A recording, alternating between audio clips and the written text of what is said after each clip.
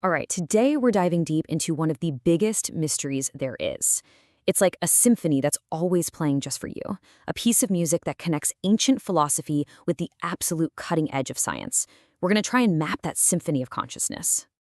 So it all boils down to this one huge question, right? What is consciousness? I mean, it's the experience of just being you. It's the flavor of your morning coffee, that feeling of awe when you look at the stars. It's just knowing that you're thinking your own thoughts. It's maybe the only thing in the whole universe you can be 100% sure actually exists. But here's the crazy part. Even though it's so fundamental to us, we just can't pin it down. The brightest minds out there, neuroscientists, AI engineers, even quantum physicists, they're all coming together, trying to tackle this enormous challenge, trying to finally crack the code of awareness itself. Okay, so where do we start? Well, the most obvious place. That 3-pound universe sitting inside our skulls. For a long, long time, we figured the secret to the mind has to be tangled up in the wiring of the brain. But it turns out our whole understanding of that wiring is going through a massive change. And this is where things get really interesting. See, the old model of the brain was kind of like a telegraph system, simple point-to-point wires firing off signals.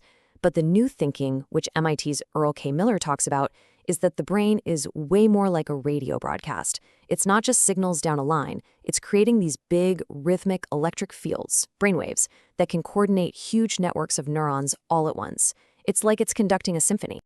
So how do you even begin to map this symphony? Well, scientists are coming up with some seriously cool new instruments. They're using things like transcranial ultrasound to safely tune into deep parts of the brain, almost like fiddling with a radio dial for your mind.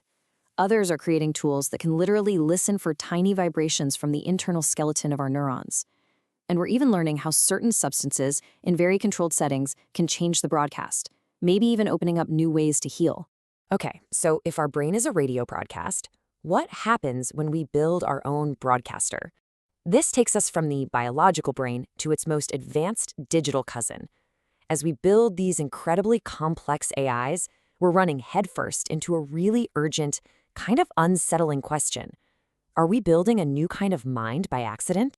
And look, this isn't some far-off sci-fi plot anymore. It became very real when a Google engineer, Blake Lemoine, came out and claimed the AI system he was working on, Lambda, was actually sentient. That just lit a fire under the whole conversation. These large language models are so good, so human-like, it's getting really hard to just wave the whole idea away.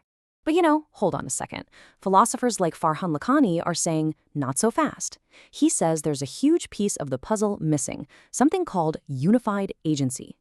The idea is that even if an AI has countless little flickers of awareness as it processes things, that doesn't make a real coherent self. It could just be what he calls a million specks of mind dust, a bunch of processing moments with no one home experiencing it all. Which of course means we need a better test, right? The classic Turing test is just about whether a machine can talk like a human.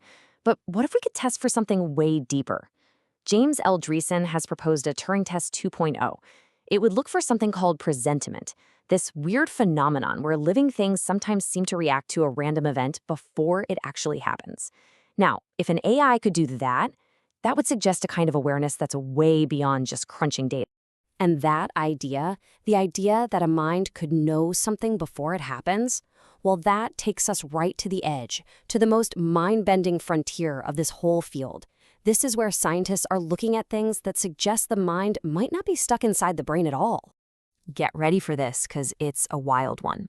Dean Radin at the Institute of Noetic Sciences looked at data from a global network of random number generators. I mean, these things are built to be random.